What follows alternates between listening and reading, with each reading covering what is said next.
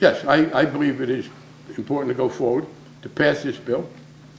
And I hope that groups will continue their advocacy for transgender inclusion.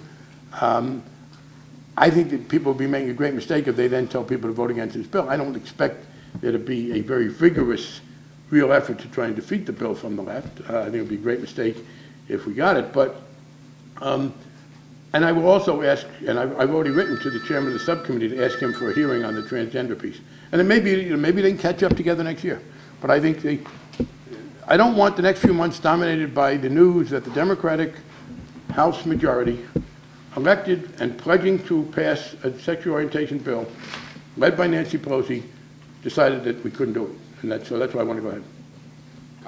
Yeah. I was just wondering, one of the things that the transgender activists have said most worries them is that if a sexual orientation only bill does in fact pass at some point by itself, having a freestanding transgender bill would be almost impossible for decades. Is there some way, first of all, do you think that's true? And no. Also, could it be tacked on to something else? It could be tacked on to something else. It could be tacked on to the sexual orientation bill. Look, there's a contradictory argument here.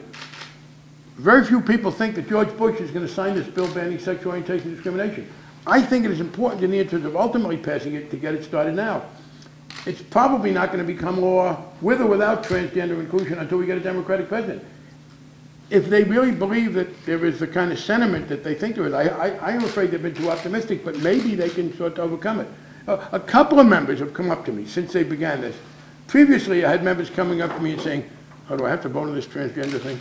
Again, I really want to stress to you, my colleagues mislead everybody but each other, and people need to factor that in. I will tell you one case. When I was about to be reprimanded by the House for my stupidity 20 years ago, 18 years ago, an informal whip operation was set up to protect me against Newt Gingrich's effort to transfer reprimand into censure. And one of the Democratic leaders at the time, convening this informal group, said to my defenders out there, okay guys, go out, we want to protect them, but just remember in your whipping, members lie. And that's even to ourselves. So the answer is, I've now begun for the first time in the last week, 2 members have come up to me and said, I'm for including transgender. I'm delighted. Whereas previously I was hearing only negatives. I'm still hearing on negatives, but I'm also hearing some positives. I would say 2 things. First of all, we're probably not going to get the bill to be law until 2009. So I will look forward to being able to do this in 2009 fully inclusive.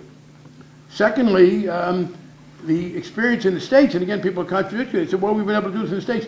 California passed an SO-only bill, sexual orientation-only bill in '99, and then added transgender a few years later.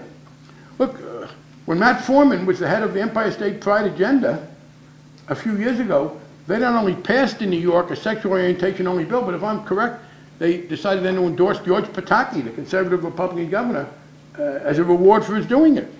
And they are now trying to add it. In Massachusetts, I just told people I want to go testify in favor of adding sexual orientation only, but it's been done in some states. So they say, well, if we can do it in the state, we can do it at the federal level. But the basic answer is, I don't expect this to become law now. I do think it's important to pass it, not to have this announcement that, look, as I said, it takes a couple of times to pass some of these. If people are able to sustain this lobbying, and they're right about ultimate support there, as I said, I think they've been too optimistic, but maybe they can convert that. Then by the time we're ready to get a bill signed, this can be included. That would certainly be my hope. Yes, I'm a little confused just on the bills and what's moving. What happens to the original HR 2015 at this point? Requiescat in pacem. Requiescat in pacem. Rest in peace. It is replaced. What happens to most bills that are introduced? Nothing. Excuse me. They just lay there.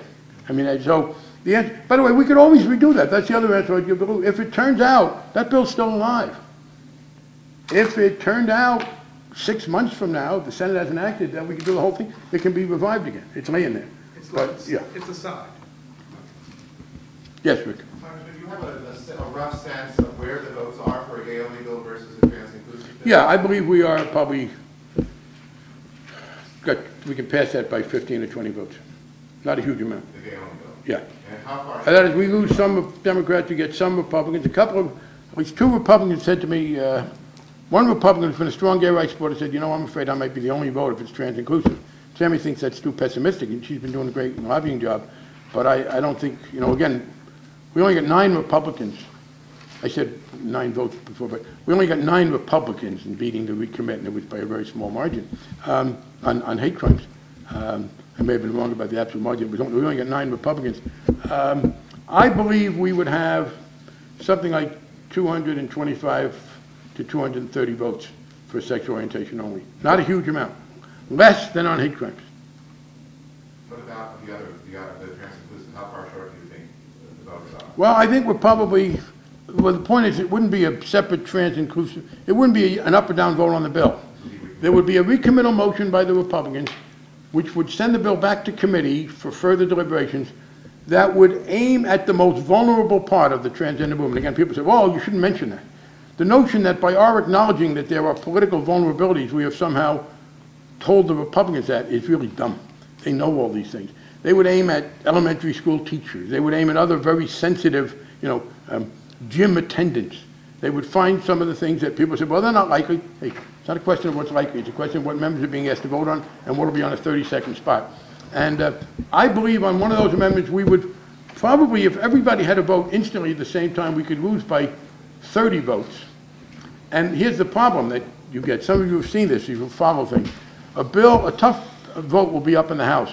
And once it's clear that usually it's a popular side versus an unpopular side. One general point, by the way. Anytime you hear somebody in a political fight around here denounce the other side for politicizing the issue, that means they know they're on the unpopular side. What you have here is this. Members will vote for what they know to be an unpopular position. Once that unpopular position has lost, members will then go down to the well of the House and change their vote. It's what I always want to play the music from the March of the Siamese Children when that comes on. If they start marching down into the well to change their vote. I'm afraid that what would happen would be we would lose, I know we would lose the vote on a recommittal on transgender. Again, not would you vote for a bill with or without it. Would you vote against this sensitive recommit? And pretty soon a loss by 30 would become a loss by 60 because more members would then switch. And it would be a very negative message and that much harder to get them to change their votes. Again, if people insist on one of that, I think that's reasonable. But I will say this, what I hear from the lobbying effort is it hasn't succeeded yet. Because I'm told that what people are asking for is that we kill the bill for now, rather than we let a vote on transgender. I think that's an accurate perception. They've made gains in the lobbying. And I've been talking to people, but we're not there yet.